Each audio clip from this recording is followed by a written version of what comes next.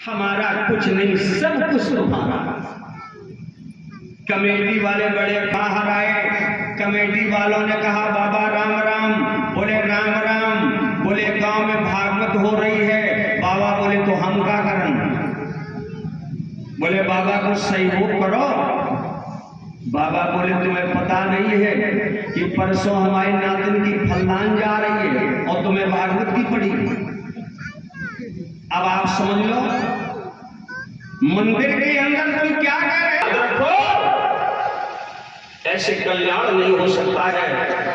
आज भीलनी ने कहा छत्राणी कुंती से, मैंने उन दीन बंधु से प्रार्थना की, एक दीन बंधु यदि तुमने दीनों पर दया की है तो इस पर भी दया करना। तो दया हो गई। मित्रों याद रखो, कभी आपने देखा होगा अखबारों में मुख्य हेडिंग में आता है घटना तो बड़ी जबरदस्त थी लेकिन बाल बाल बच गए। ऐसा कई बार आपने पढ़ा होगा, टेलीविजन में सुना होगा, लेकिन बाल बाल बचाने वाला वहां कौन था? सांसद नहीं, कोई मिनिस्टर था? बोले नहीं, वो स्वयं सुरक्षित नहीं है। और जो स्वयं सुरक्षित नहीं है वो हमें क्या बचा सकता है? बाल बाल बचने का अर्थ है भगवान किस रूप में आए और तुम्हें उस घटना से बचा लिया।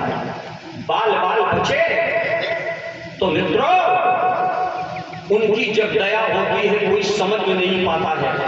कैसी दया होगी जरा देखो।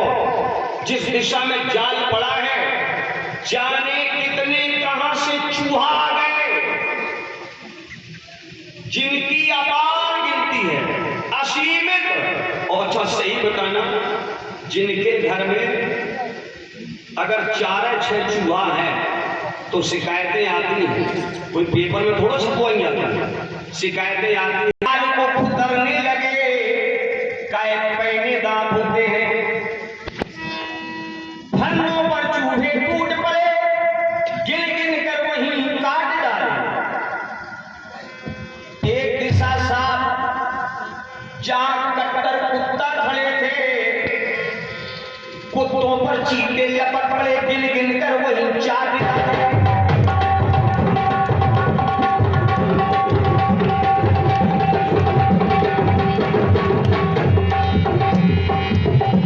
कुत्तों पर चीते लपट पड़े, गिन गिन कर वहीं चाट डाले।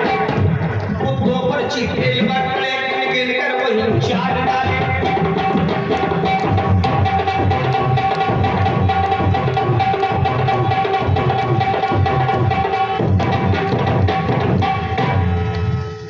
दो दिशाएं मित्रों साफ हो गई, बड़ी तेजी से जलवृष्टि होने लगी। आपने रामायण कथा को सुना होगा, जिस समय हनुमान जी लंका जला रहे थे, सब हाय हाय हैया मचा रहे थे, वो ज्यादा चिल्ला रहे थे जिनकी सहभागिता थी। एक प्रस्ताव आया था, बोले जान से न मारो। बोले तो बोले बंदर की पूंछ में आग लगवा दो। वहां हनुमान जी ने कैसा खेल किया, ये भी राम जी की कृपा। राम नगर और बसने घटू तेला और बाढ़ी पूंछ की ने कभी खेला। इतनी पूंछ बढ़ाई हनुमान जी ने, इतनी पूंछ बढ़ाई सारे लंका का कपड़ा लग गया, सब उघारे, बड़ी ताली बजा रहे थे। और जब लंका जलने लगी, दैया मचा रहे हैं, रावण ने विचार किया, देवन थके मेरे गिर फोहा।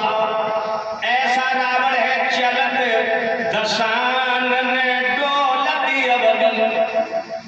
जैसे रावण ने नेत्र उठाए, इंद्र घबरा गए कि महाराज पानी मांग रहे हैं। जैसे लोग नहीं आज की कहावत में कहते हैं, बोले अब उनकी बात ना करो, पानी मांग गए, माने कमजोर हो गए। जैसे देवराज इंद्र ने देखा, बड़ी तेजी से घटाएं आई, बादल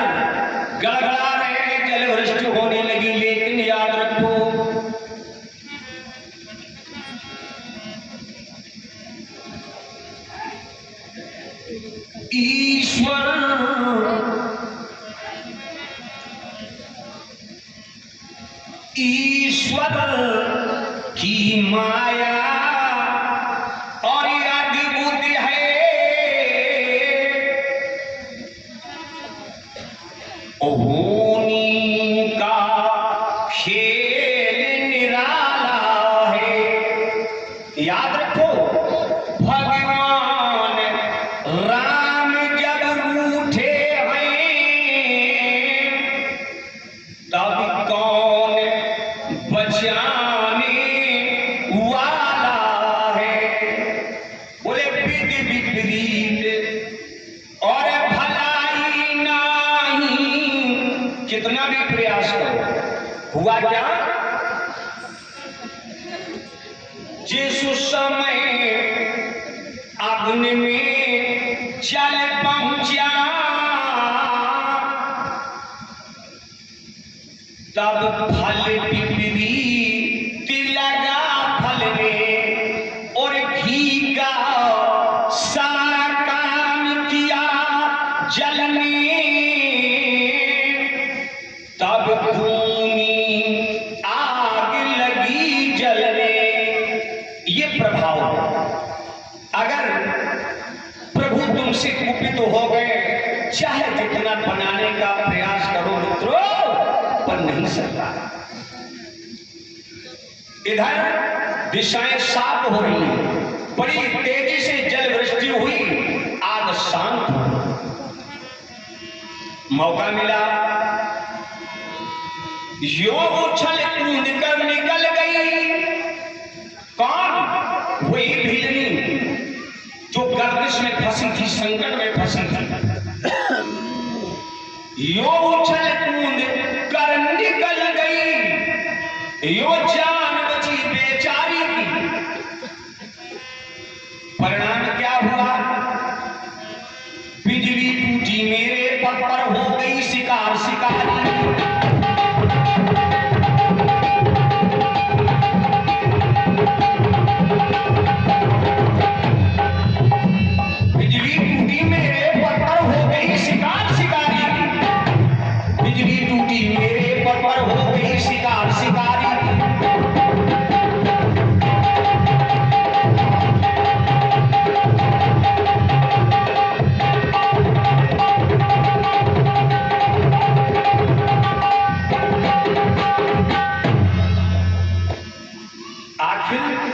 उस हिरनी की तो रक्षा हो गई, मेरा पति मारा गया।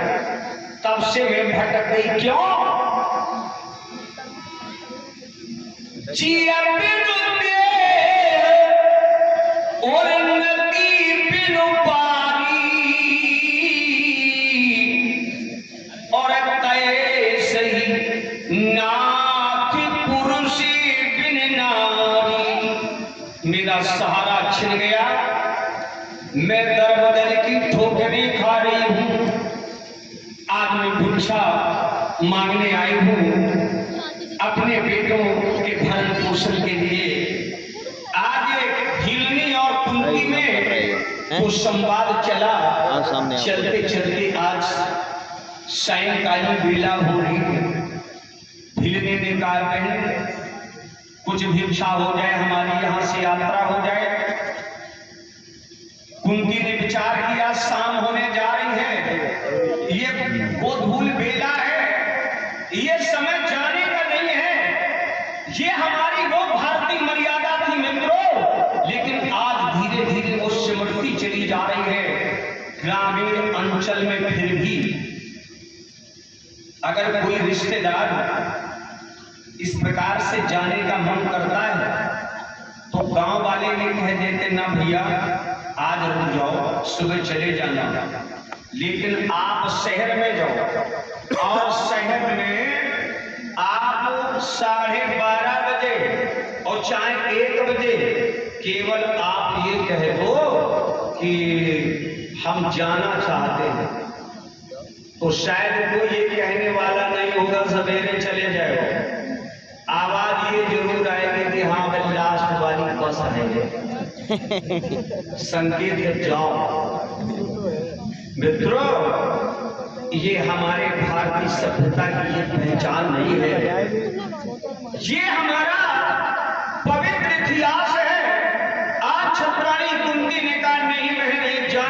समय नहीं है, आज रात्रि में यहीं पर विश्राम कर लो, कल प्रातः तुम्हारी सा सम्मान से विदाई होगी। भीलरी ने विचार किया, कहीं न कहीं तो हमें विश्राम लेना है, तो चलो ये फैसला लिया मैं यहीं पर विश्राम कर लूंगी। अमावस की रात्रि है मित्रों, ये तो बात ठीक है, फैसला ले लिया रुकने का, लेकिन वो ये नहीं जानती है आज रात्रि हमारे जीवन की अंतिम रात्रि है, ये नहीं समझ पाई। आखिर वहीं पर विश्राम लिया। आरती का समय आया, आरती हुई, भगवान का भजन, भोजन के तत्परांत अपने अपने विश्राम कक्ष में जाते हैं विश्राम करने के लिए। अब समय आया आधी रात का।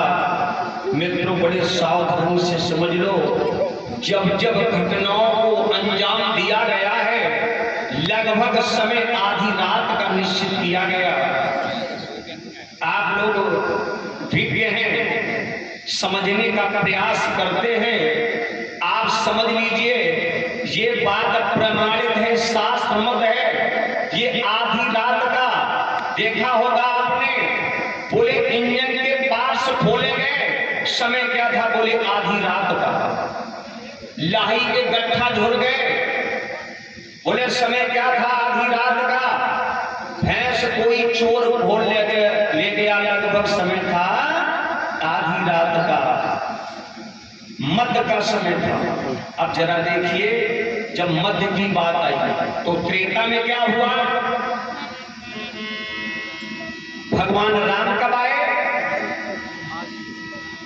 नौमी तिथ मधुमासी पुनीता, नौमी तिथि है, मधुमास चैत्र का महीना है, बड़ा पावन समय है।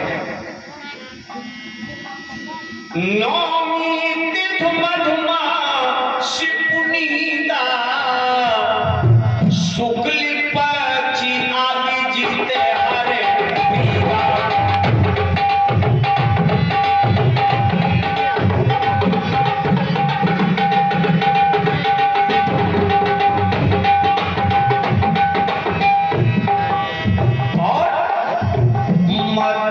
दिवस कौन सा समय था, मध्य दिवस शीत घामा पावन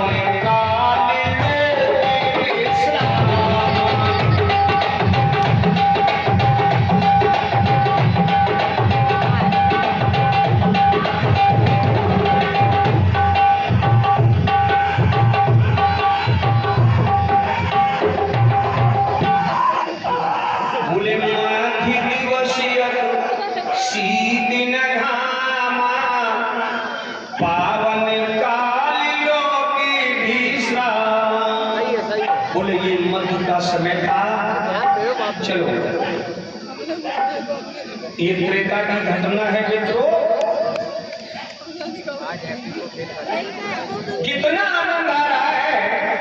भय प्रगति कृपाला दीन दयाला, कौशल्या हितकारी, कितनी पावनी चर्चा है। अब जरा देखिए, जिस समय भगवान आए उस समय क्या हुआ, बोले मास दिवस कर दिवस भा,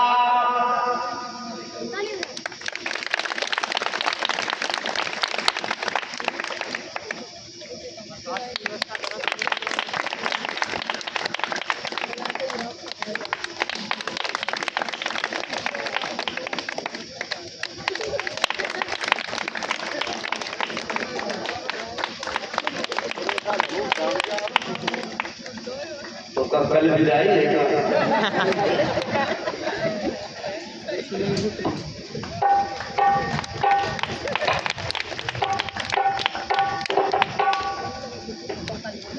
ये बड़ा सुंदर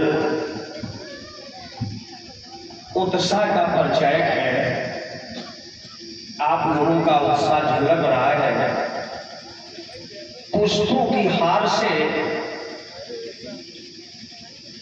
जो आप सजी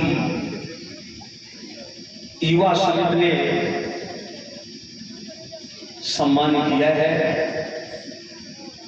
इन्हें हृदय से आशीर्वाद है, इनका जीवन मंगल में रहे। केवल ऐसा नहीं कि इन्होंने माल्यार्पण किया है, इसलिए मैं गांव और क्षेत्र के लिए भी परमात्मा से प्रार्थना करता हूं, ऐसे धार्मिक नगरी को, ऐसे धार्मिक क्षेत्र को सदैव मंगल में रखना, कोई अमंगल जीवन में न हो। आज तो प्रसंग को आप सुन रहे हैं, प्रसंग चल रहा है, ये मत की चर्चा चल रही है। जिस समय प्रभु राम त्रेता में आए अयोध्या में, तो मासी दिवस कर दिवस भामार में न जाने हुए, 1 महीने का दिन हो गया। अब रात्रि बड़ी चिंतित हुई कि हमारा मौका दिन ले रहा है, हमें मौका कब मिलेगा। तो कहते हैं रात्रि भगवान के पास आई। ध्यान देना आप लोग। अच्छा एक बात बताओ, जब दिन है और जब रात्रि आएगी तो फिर दिन कहां बचेगा। बोले बाबा गोस्वामी जी ने लिखा, रात्रि कैसे पहुंची। अवधिपुरी और सो है ये भांति, प्रभु मिलन आई जन राती। वो रात्रि कैसे आई, आकर धूप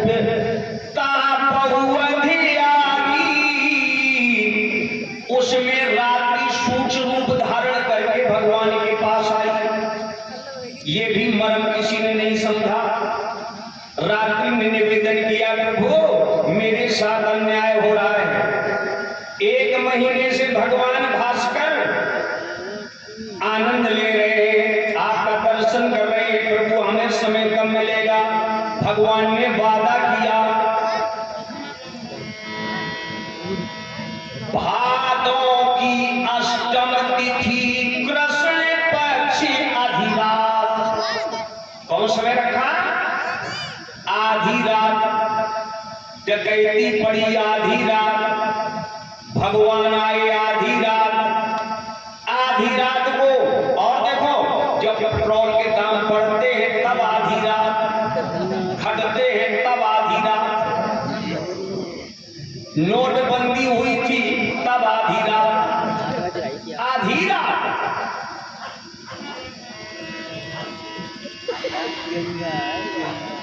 भादों की अष्टम तिथि कृष्ण पक्ष अधिरात। ये रात्रि तुम प्रेम से जाओ, द्वापर में धरिहा जन्म, जाव हृदय हर साथ। ये भगवान ने वादा किया। प्रसंग चल रहा है, हिलनी ने विश्राम किया, आसवी नींद की आगोश में आ गए, गंभीर नींद की आगोश में सब सो गए। समय आया आधी रात का। हस्तिनापुरी में एक जल्लाद रहता है, आपने देखा होगा कुछ दिन पहले 4 लड़कों को जो फांसी हुई थी, टेलीविजन में देखा होगा। तो पवन जल्लाद को बुलाया गया था, वो कहां का था, मेरठ का। हर किसी की हिम्मत नहीं है, चाहे जितना बड़ा अपराधी क्यों न हो, वो मौत के घाट उतार दे। आज एक पुरोचन नाम का बहुत बड़ा जल्लाद है, उसे पहले से ही आदेश मिल चुका है। आज आधी रात का समय आया, ये वर्णाकृत जाता है जहां ये लाख का महल बना है। एक परिक्रमा किया, ये परिक्रमा कोई आस्था भक्ति से नहीं जुड़ा था, कोई विश्वास से जुड़ा है, इसलिए परिक्रमा किया है। कोई जाग तो नहीं रहा है, किसी का पहरा तो नहीं लगा है। जब देखा बिल्कुल सन्नाटा है, दक्षिण दिशा से उस भवन में आग लगा दी। भवन जलने लगा। ये अपने घर आया, विश्राम कर रहा है। एक याद रखो मित्रों, अगर तुमने जीवन में किसी का घर बर्बाद किया है तो तुम बर्बादी से बच नहीं सकते थे। अगर तुमने जीवन में किसी को रुलाया है तो तुम्हें जीवन में रोना पड़ेगा। चाहे जितना बड़ा कोई हितैषी तुम्हारे सामने आ जाए, बच नहीं सकते हो। कौन काहू सुख दुख कर दाता, निज कृत कर्म भोग सब भ्रता, उसकी सजा पाओगे। आज जैसे उसमें ज्वलनशील पदार्थों का प्रयोग है, आग विस्तार लेने लगी और बढ़ते बढ़ते आज जिसमें क्षत्राणी कुंती के बिस्तर पर एक छोटा सा आग का टुकड़ा गिरा। कुंती की आंख खुल गई, चिल्लाई,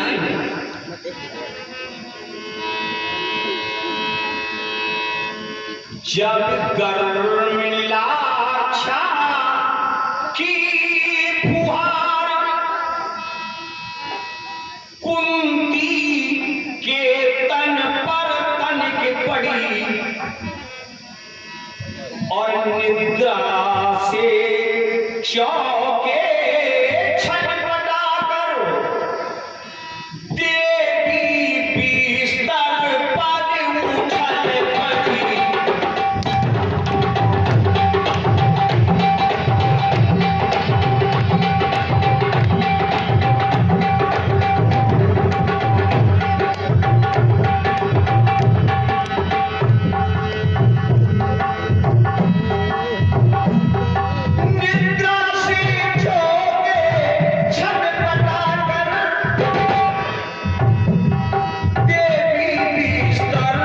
पर उछल पड़ी।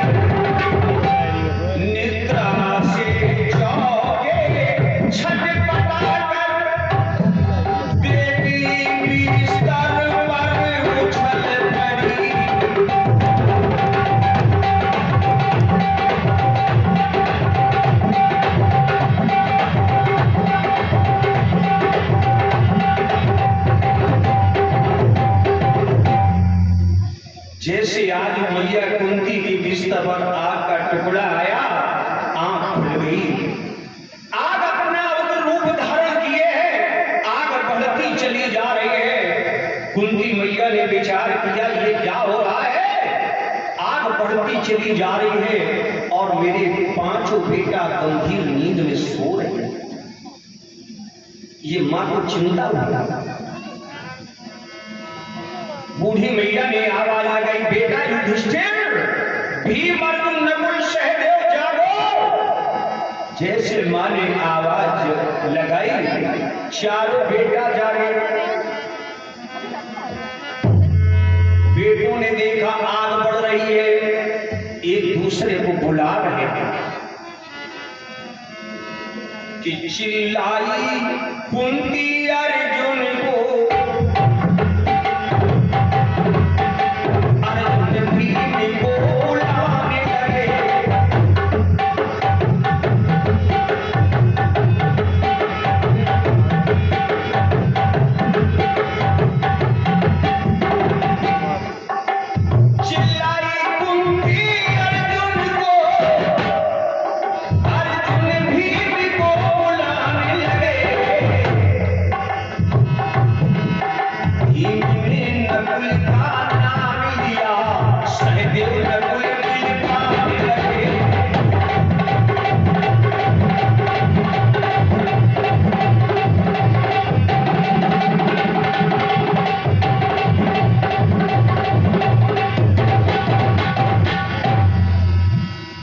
जैसे मैया ने आवाज लगाई, एक दूसरे को बुला रहे हैं। आज मैया के पास पांचों बेटे आए।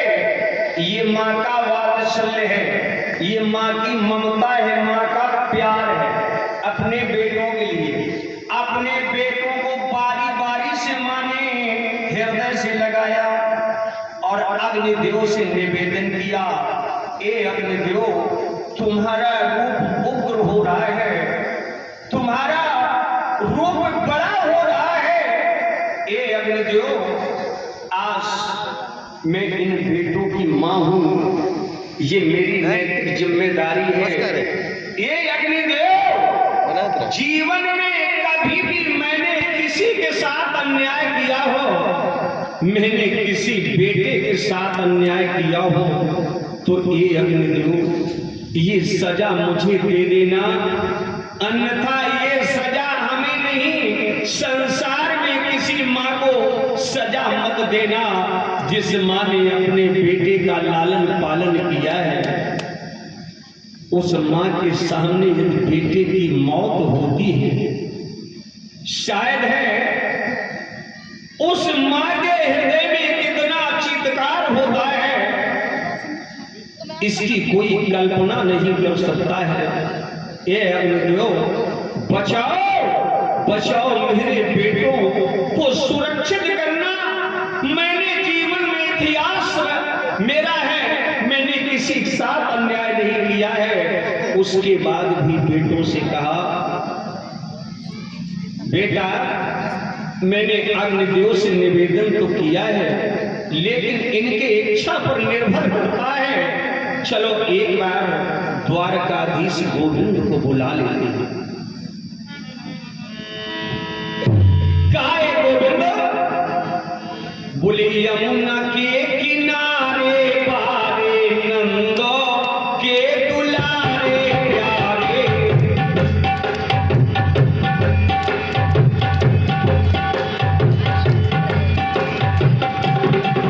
सोनो करे काय पे बजाएगा मोहने हमारे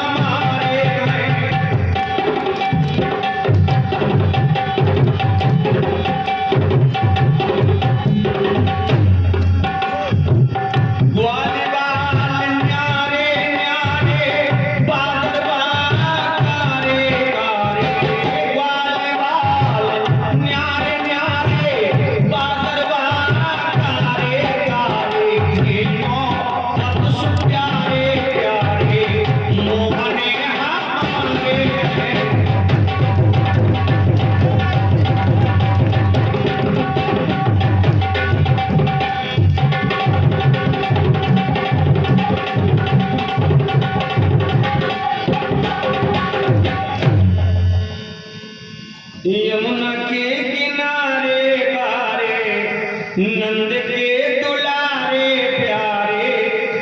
आज ऐसे संकट के दौर में एक घनश्याम श्याम सुंदर है माधव, मेरे बेटों को बचा लो, मेरे बेटों की रक्षा करो। आखिर निर्मल मन जब सो मोहि पावा, मोह कपट छल छिद्र न भावा।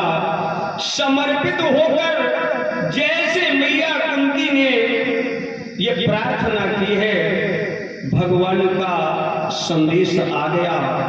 युधिष्ठिर धर्मराज से कहा, ए युधिष्ठिर, चर्चा कर लो अपने छोटे भैया सहदेव से, जो ज्योतिष के प्रकांड विद्वान है, रास्ता निकल आया।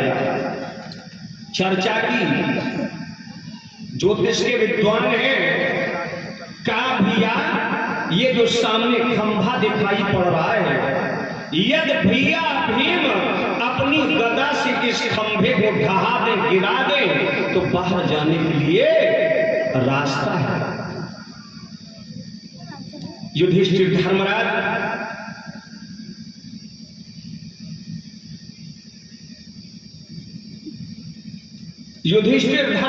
सदैव शांत रहने की अपील किया करते थे। याद रखो, शांति ही कुछ और है, शांति का परिणाम ही कुछ और है। हमेशा शांत रहने की सलाह देते थे, अपील करते थे, लेकिन आज समय को देखते हुए युधिष्ठिर धर्मराज ने भीम से कहा, भैया आज जरूरत है, गदा को उठा लो और इसे ध्वस्त करना है। अब जरा देखिए स्थिति वही बनी जैसे त्रेता में जनक जी कहते हैं सीता स्वयंवर चल रहा है और जनक जी जब दुखी हो गए तो क्या कह रहे हैं, आशिरा छोड़ प्रस्थान करो दुख हमें दिया है दाता ने, सीता सुकुमारी का विवाह